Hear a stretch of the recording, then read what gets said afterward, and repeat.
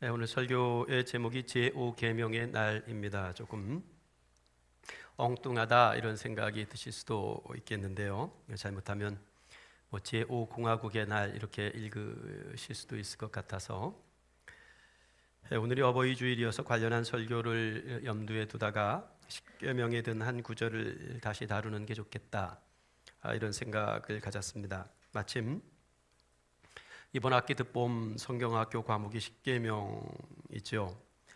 지금 듣봄 성경학교 십계명 공부에는 목요일 저녁 10명 또 금요일 아침 10명 모두 20명이 참여하고 있습니다.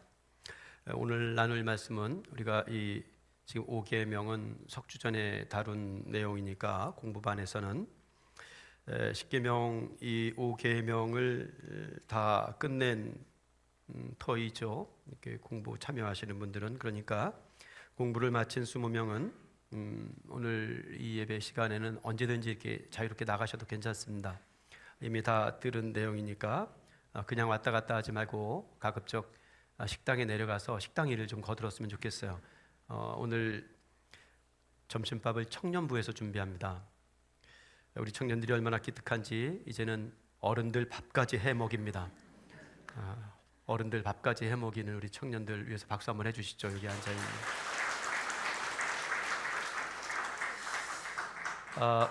교회는 천국이 아니죠. 적어도 아직은 교회가 천국은 아닙니다. 교회가 천국이 아닌 이유가 있어요. 그 이유가 뭘까요? 교회가 천국이 아닌 이유는 내가 교회를 다니고 있기 때문에 그렇습니다. 웃으라고 드린 말씀인데 진지하게 교회는 좋은 사람만 다니는 건 아니죠. 더러는 고약한 사람도 있습니다. 누굽니까? 그 고약한 사람이. 그렇죠. 그렇게 이해하시면 됩니다. 뭐랄까 이게 일종의 나만 모르는 비밀 같은 거 그런 거거든요. 다른 사람은 다 알아요. 근데 자기만 모르는 그런 뭐가 있습니다. 우스개 삼아 건넨 말씀입니다만 교회가 좋은 사람들만 모여 있는 게 아닌 건 틀림없습니다. 그걸 오늘 나눌 주제와 연관해 보자면 교회에는 교회 다닌다고 해서 효자 혹은 효부들만 모여 있는 건 아닐 겁니다. 단적으로 말해서 교회 다닌다고 부모님께 다 잘하는 건 아니더라는 겁니다. 뒤에 제 개인적인 이야기를 좀 곁들이겠습니다만 목사라고 해서 목사가 다 효자인 것도 아닙니다. 개혁주의 신학을 하고 있는 마이클 어튼이라는 분이 자기 어린 시절을 빗대서 그런 말을 했습니다. 어린 시절 양로원에서 보냈는데 어린 시절에 양로원에서 지내다 보니까 크리스마스나 또 추수감사절, 미국에는 추수감사절이 큰 명절이잖아요. 크리스마스나 추수감사절에도 부모를 찾아오지 않는 목사를 잊을 수가 없다 이렇게 책에다 적어 놨습니다. 그러니까 우리식으로 말하자면 설날과 추석에도 부모님 양로원에 모셔두고 찾아오지 않는 목사들이 있었다는 이야기죠. 형편과 처지를 따라서 피치 못하게 부모님을 요양병원으로 모실 수 있습니다. 그래야 하죠. 문제는 그 이유입니다. 부모님을 요양병원에 모셔두고 명절에도 찾아뵙지를 못한다면 어쩌면 그건 형편과 처지의 문제만은 아닐 겁니다.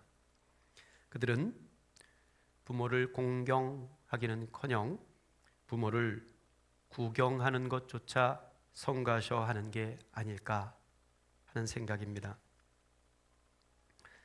내 부모를 공경하라는 십계명 중 이 5번째 계명이죠. 여러분 잘 알고 계시듯이 모세가 시내산에서 십계명을 받아 내려올 때 그 계명은 2 돌판에 새겨진 말씀이었습니다.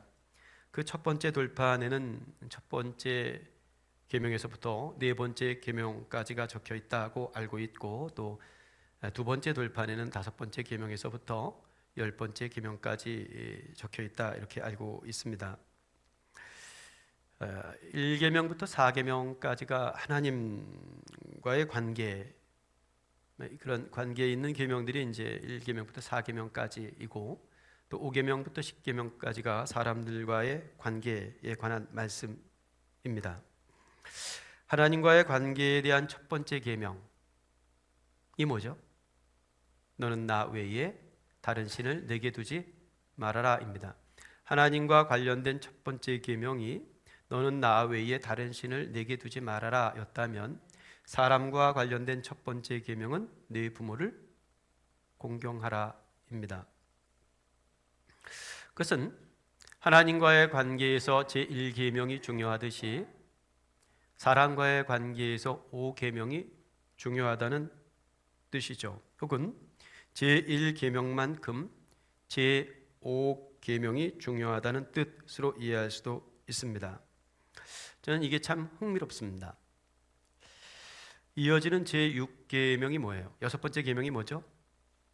이게 굉장히 헷갈리죠. 10계명 알고 있냐면 10계명 알고 있습니까? 하면 다 알고 있는 것 같은데 이게 뭐예요? 하고 이렇게 말하려고 치면 막 뒤섞이고 빼먹고 잘 정돈이 안 될 때가 있습니다. 다섯 번째 계명은 내 부모를 공경하라는 말씀이고 여섯 번째 계명은 살인하지 말라는 계명이에요. 자, 그냥 일반 상식적인 질문입니다. 어떤 게 더 중하고 무거운 계명 같습니까? 부모 공경이 더 무거운 계명 같아요? 아니면 살인하지 말라는 게 더 무거운 것 같아요? 살인하지 말라는 게 더 무거운 것 같죠, 그죠? 일반 상식적으로 그렇지 않습니까? 살인은 법적 제재를 받는 항목이에요. 그런데 부모 공경 안 했다고 우리 수갑 차질 않잖아요.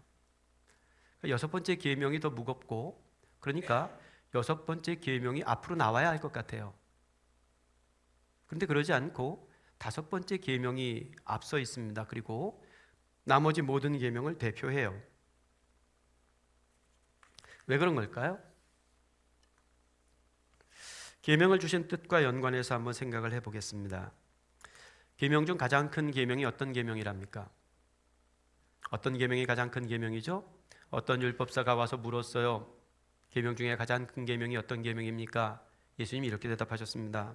예수께서 이르시되 내 마음을 다하고 목숨을 다하고 뜻을 다하여 주 너의 하나님을 사랑하라. 그게 가장 큰 계명이라는 거죠. 이것이 크고 첫째 되는 계명이다. 근데 둘째가 있어요. 둘째가 있는데 둘째도 첫째와 똑같아요. 이거는 불가분, 불이 두 개로 나눠질 수 없다는 얘기입니다. 그와 똑같다는 얘기는 첫 번째와 똑같은 계명이 하나 더 있는데 내 이웃을 내 자신같이 사랑하라 하셨으니 이 두 계명이 온 율법과 선지자의 강령이니라. 그 율법 중에 가장 큰 계명은 하나님 사랑하고 이웃 사랑하라는 계명이었습니다. 그 수많은 율법이 지금 예수님 말씀하신 이 계명에 요약돼요. 그리고 이 요약된 계명을 정리해 놓은 것이 소위 10가지 10계명입니다. 첫 번째부터 네 번째 계명은 그래서 하나님과 관련된 계명이기보다 하나님 사랑에 관한 계명이고, 다섯 번째부터 열 번째 계명은 이웃과 관련된 계명이라기보다도 이웃을 사랑하라는 계명입니다. 그런데 5계명, 내 부모를 공경하라는 이 말씀은 나머지 6가지의 사랑과 관련된 이웃 사랑의 계명의 첫 번째란 말이에요. 부모 자식을 이웃이라 할 수 있는가? 부모님은 이웃입니까? 아닙니까? 나 외의 모든 타인을 이웃으로 상정할 수 있다면 부모는 첫 번째 이웃이죠.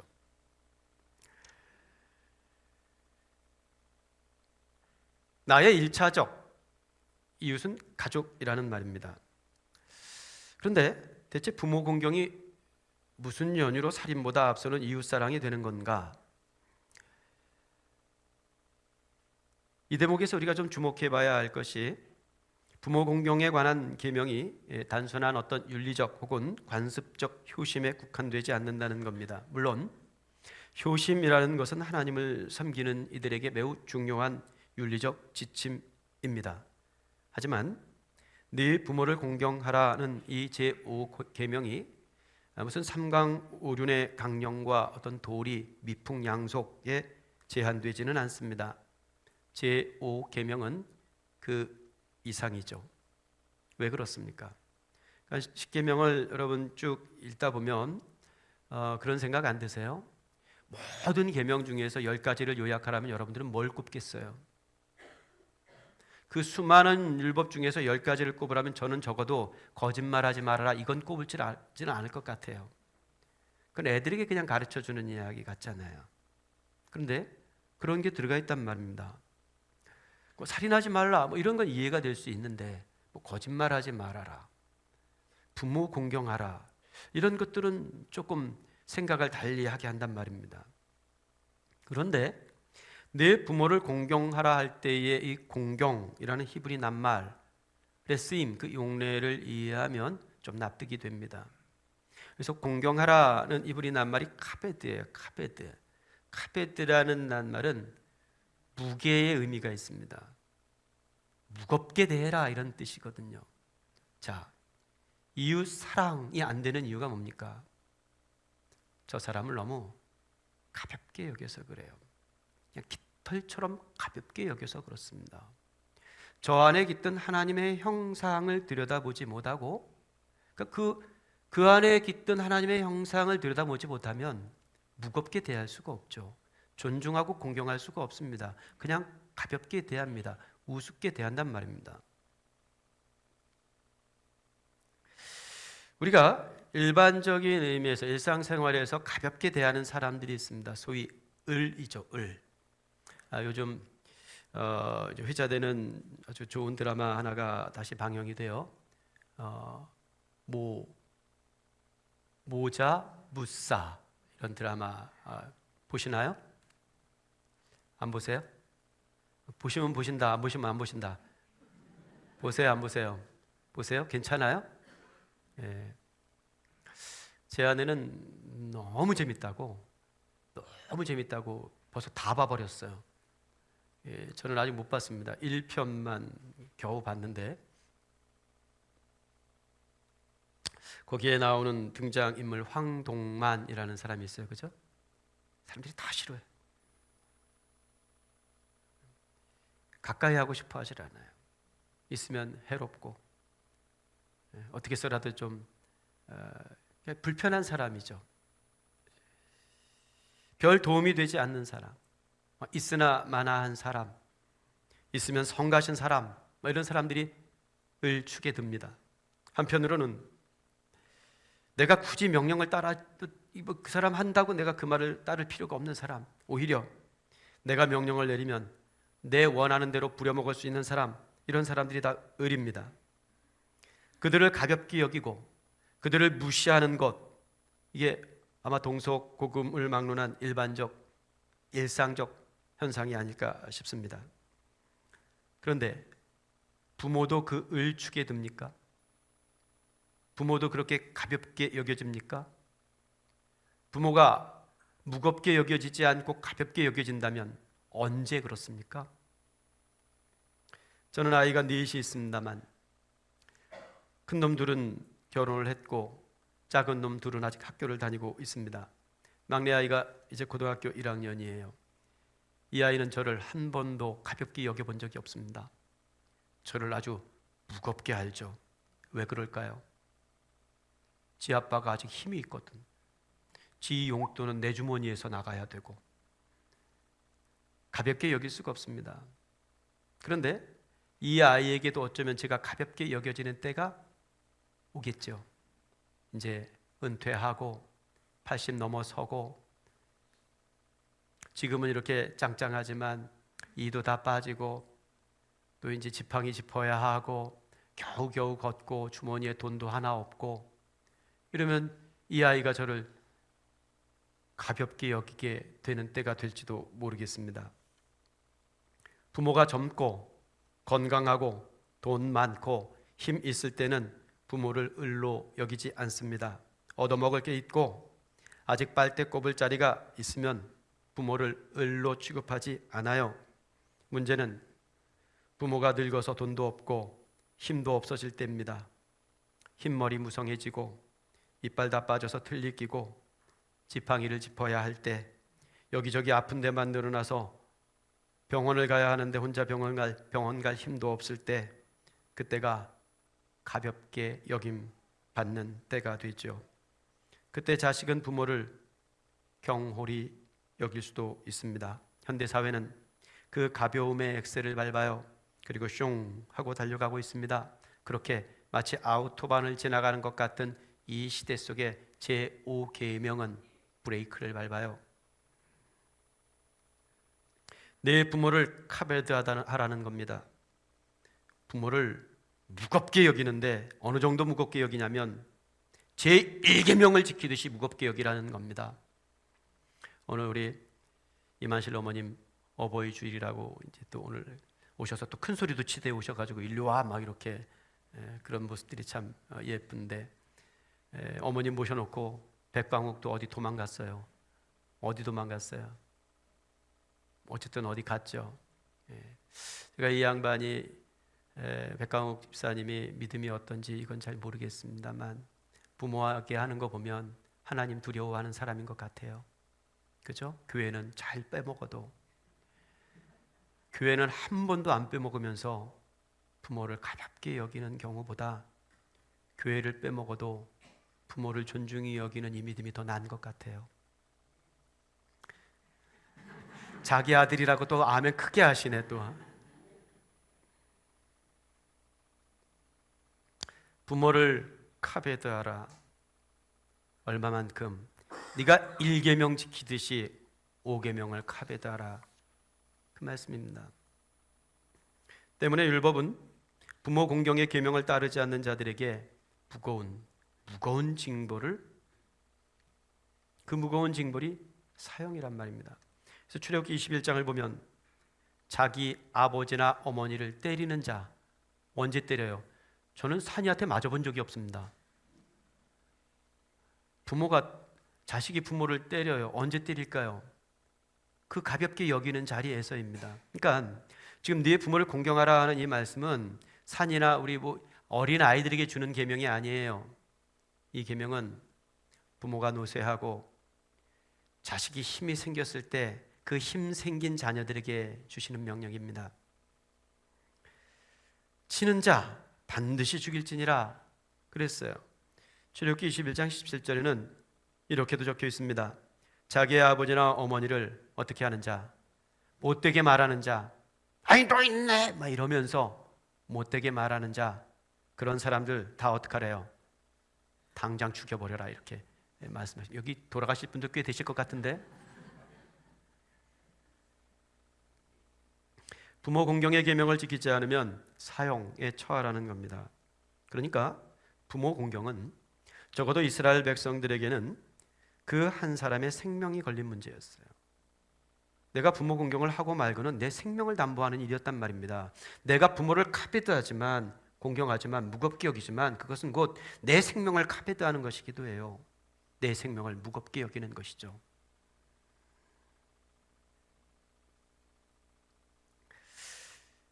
그리고 그것은, 그러니까 이 5계명을 어겼을 때에 주어지는 형벌이 사형이었단 말입니다. 그게 똑같아요.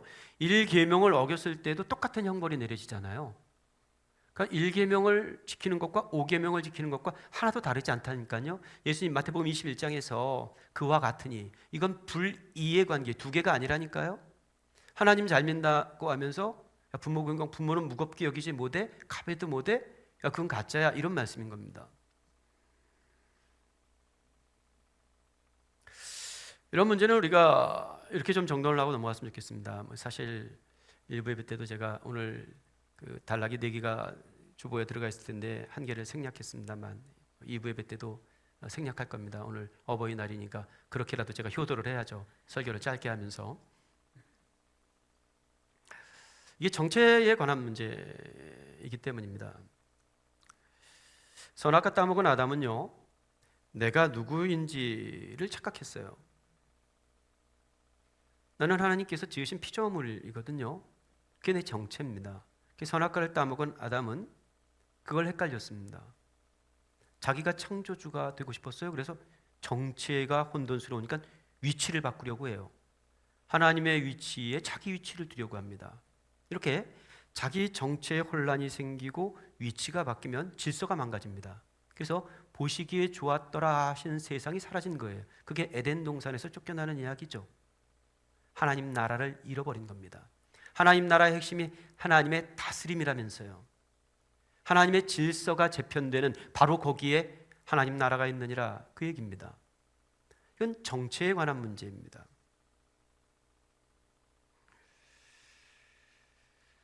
선악과 따먹은 아담, 스스로 하나님 노릇하려는 인간의 죄된 본성은 누구에게 머리를 숙이고 싶어 하지 않아요. 머리 꼿꼿이 들고 누군가에게 자꾸 주장을 하려고 합니다. 자꾸 판단을 하려고 하고요. 자꾸 정죄하려고 하고요. 명령을 내리려고 합니다. 호령하고 싶어 합니다. 그것이 타락한 인간의 본성이죠. 성경은 그것을 교만 이렇게 불러요.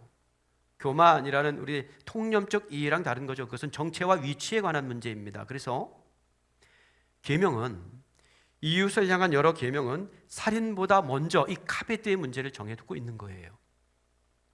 이 정체 규명을 제대로 하라는 것이죠. 그리고 부모 카베드하는 이 정체와 위치 조정을 통해서 부모를 위시한 모든 이웃의 위치를 다시금 재설정하라는 거예요. 그러니까 부모 공경은 절대적 명령이 아니라 모든 이웃을 향하는 교두보죠. 제가 이제 결론부에서 다시 말씀드리겠습니다만, 효자 아들일수록 누구를 힘들게 하냐면 아내를 힘들게 해요. 이게 제5계명을 절대화해서 그렇습니다. 절대의 규정으로 알아서 그래요. 그런 말씀 아니고요. 자기 정체에 관한 문제입니다. 부모는 복종과 겸손을 배우게 하시려는 첫 번째 학교예요. 하나님께서는 당신에 대한 순종과 겸손을 확인하는 가장 첫 번째 순서로 부모 공경을 제시한 겁니다. 늙고 힘없는 부모에 대한 공경을 통해서 나의 나된 것이 나의 힘으로 된 것이 아님을 배우게 하시죠. 하나님께서는 부모 공경을 통해서 이해관계에 매이지 않는 온전한 순종, 겸손, 곧 질서를 배우게 하시는 거예요. 그게 하나님 나라를 배우는 거죠. 5계명을 우리가 이 시대에도 다시 꺼내 읽어야 하는 이유입니다.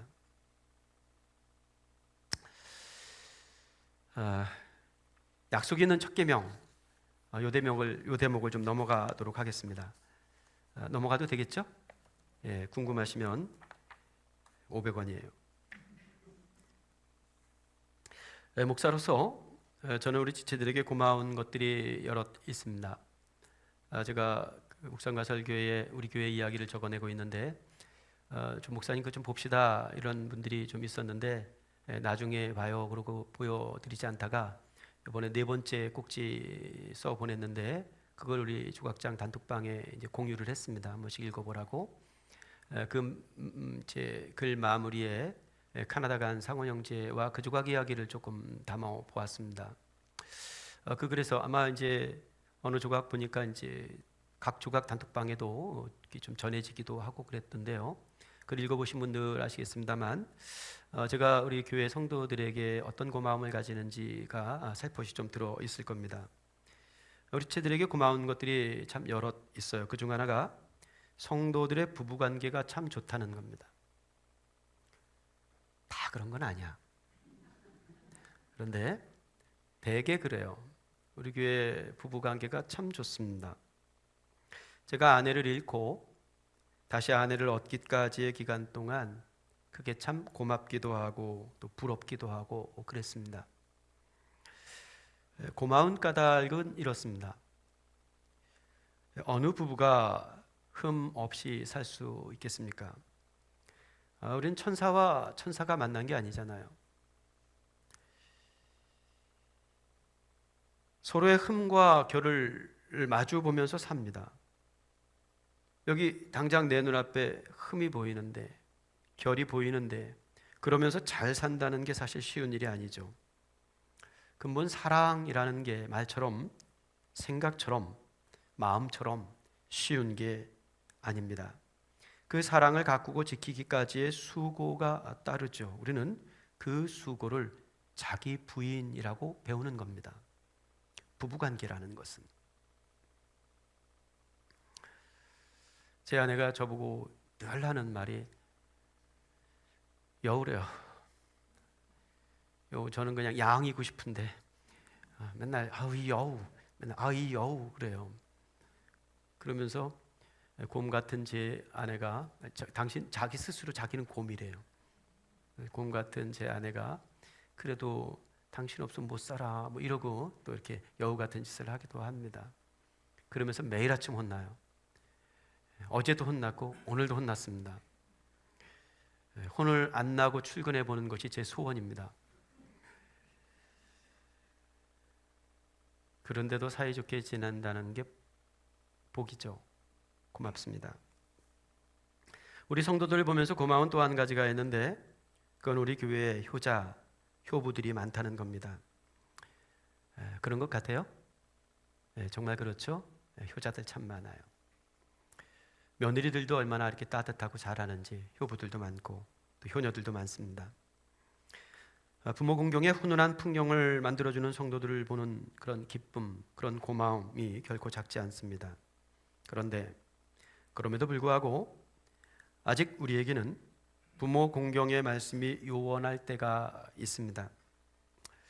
제가 유명한 복음성가 하나를 소개하겠는데요.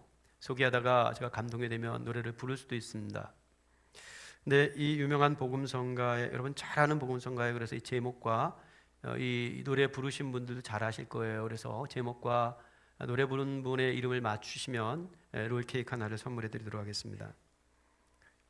아무도 찾지 않는 바람 부는 언덕에 이름 모를 잡초야 한 송이 꽃이라면 향기라도 있을 텐데 이것저것 아무것도 없는 잡초라네. 발이라도 있으면은 님 찾아갈 텐데 손이라도 있으면 님 부를 텐데 이것저것 아무것도 가진 게 없어 아무것도 가진 게 없네. 유명한 복음성가죠?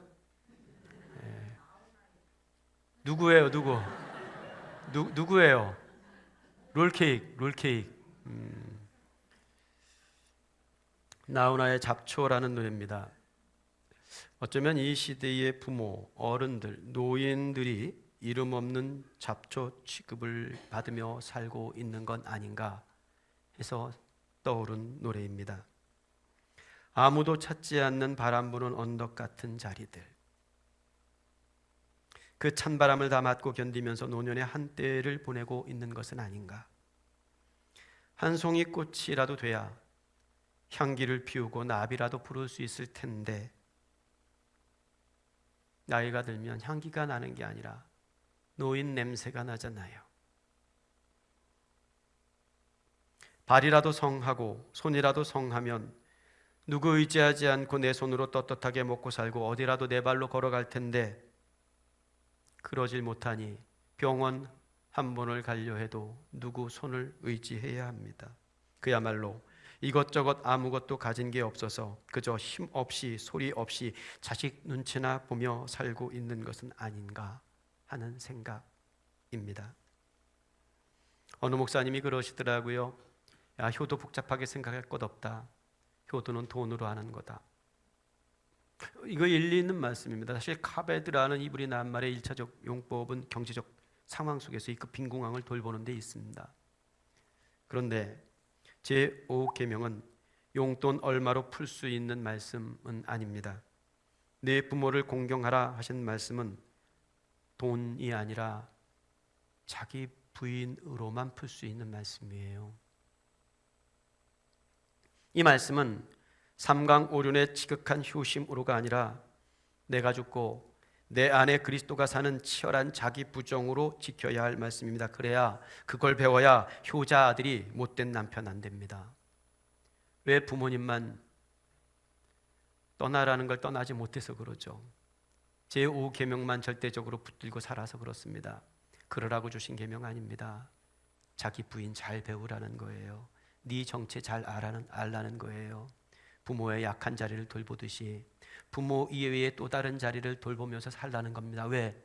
지 부모에게는 그렇게 죽을 똥 살똥하면서 지 부모를 지키자고 지 아내를 그렇게 힘들게 합니까? 죄송해요. 둘 다 까서. 작년 저희 어머님 돌아가신 기일을 지내고 그 다음 주일 제가 주보에 이 목사의 창에 이런 글을 좀 적어 올려보았었습니다. 어떤 부름에 관한 이야기인데 문태준 시인의 어떤 부름이라는 시에 잇대어서 몇 줄 글줄을 좀 적어둔 거죠. 늙은 어머니가 마루에 서서 밥 먹자 하신다.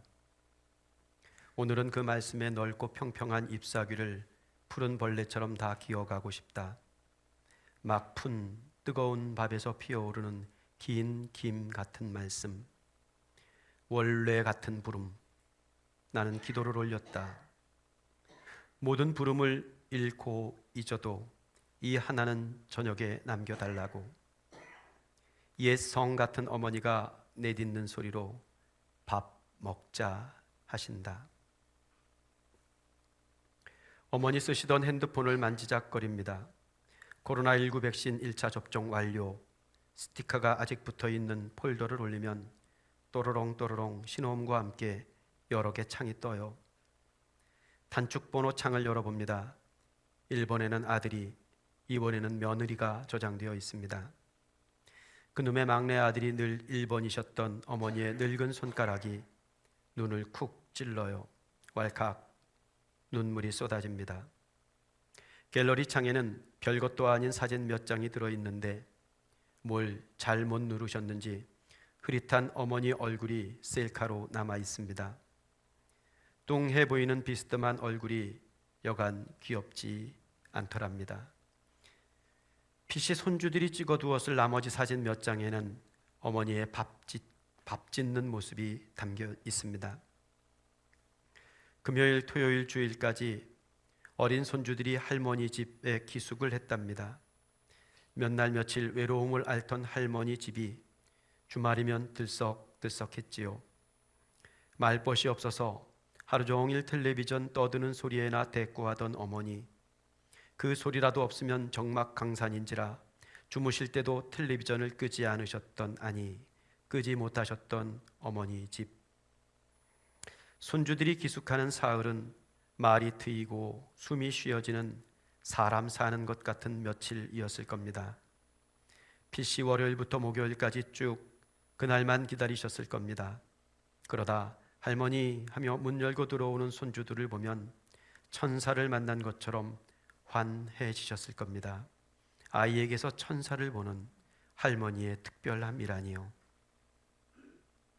아이들이 문지방을 넘으면 할머니는 밥부터 지으십니다. 따순 밥 한 그릇을 지어 아그들 불러 모으시는 게 사는 낙이었던 늙음악 어머니. 핸드폰 사진 속에 담긴 늙음악 어머니의 그 뒷모습이 딱해 보여 찡 코끝이 시리더랍니다. 후줄근한 난닝구 차림으로 싱크대 앞에 서 계신 어머니. 오래된 난닝구보다 더 축 늘어진 노구. 그 오래된 몸을 비틀고 쥐어짜면 마지막까지 남는 게 자식이었을까요? 당신 몸으로 낸 자식 하나 먹이고 살리는 걸 소명처럼 알았을 어머니. 저 작은 몸뚱이로 이루기에는 아무래도 벅찼을 소명이었을 텐데 그래서 더 악을 쓰며 사셨을까요? 그래서 더 속으로만 아프셨을까요? 창순아 밥 먹어라. 어스름한 저녁 동네가 떠나갈 듯 대문 밖으로 창순이를 부르시던 어머니. 휙 돌아서지 않고 아들이 따라 들어올 때까지 대문을 지키시던 어머니. 어울려 놀던 친구들과의 한때가 세상의 전부였던 유년. 그땐 밥 먹자 하신 어머니의 부름이 무엇을 뜻하는지 알 도리가 없었습니다. 그 말씀에 넓고 평평한 잎사귀를 찜쪄 먹고 막 푼 뜨거운 밥에서 피어오르는 긴 김에 하품이 나던 시절, 이깟 밥상으로 불러 모은 어머니의 부름이 야속하기만 했을까요? 아무려나 기껏 차린 밥상을 먹음직스럽게 먹지 못하는 입 짧은 막내 아들의 더딘 숟가락에 저민 마음을 반찬처럼 올려두셨을 어머니. 지난 주일이 어머니의 기일이었다지요. 한 해가 지나고 다시 한 해를 지나 맞는 그 시간, 왜 그렇게 엄마 생각이 많이 나던지, 밥 먹자 하시던 어머니 말씀은 또 왜 그리 귓전을 울리고 마음 저미게 하던지, 늙은 어머니의 다 늙은 음성이 멀리서 들리는 천둥처럼 울리던지. 그래요, 늙은 어머니가 마루에 서서 밥 먹자 하셨던가 봅니다. 오늘은 그 말씀의 넓고 평평한 잎사귀를 푸른 벌레처럼 다 기어가고 싶었던 모양입니다. 소용없는 일이라고요. 천만의 말씀, 90평생 이 땅에서 차리신 밥상은 약과였을 겁니다. 하늘 밥상 앞에서 어머니는 지금도 자식 이름을 먼저 부르실 겁니다. 창순아, 밥 먹자. 오늘 설교의 제목을 제5계명의 날 이렇게 적어 보았습니다.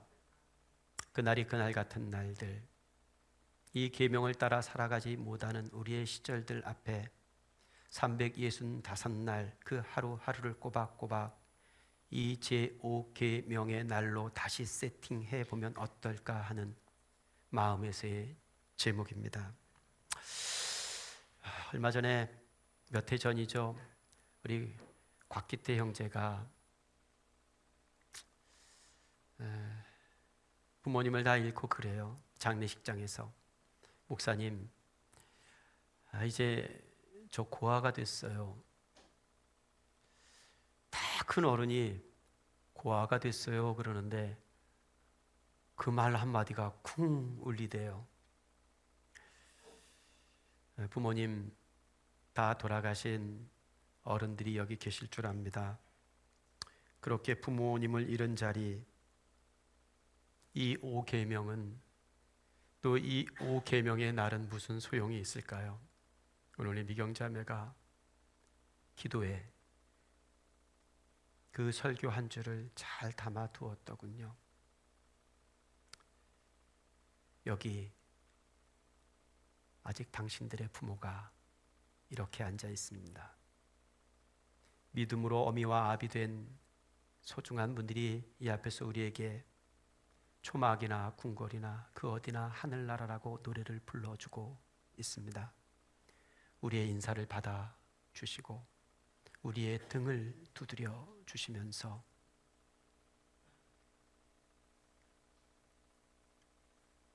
그 약한 자리를 지키고 계십니다. 뿐만 아닙니다. 이 5계명을 절대적 계명으로 받아들이지 않고 우리들의 정체 규명과 우리의 위치 조정과 그렇게 하나님의 질서를 재편해가는 하나님 나라의 한 사람으로 살도록 여기 또 다른 연약한 자들 앞에 우리의 두 손을 벌리라고, 우리의 마음을 열라고, 그렇게 하늘나라 풍경 한 조각을 이루어가라고 오늘 이 아침을 제5계명의 날로 부르십니다. 같이 기도하겠습니다.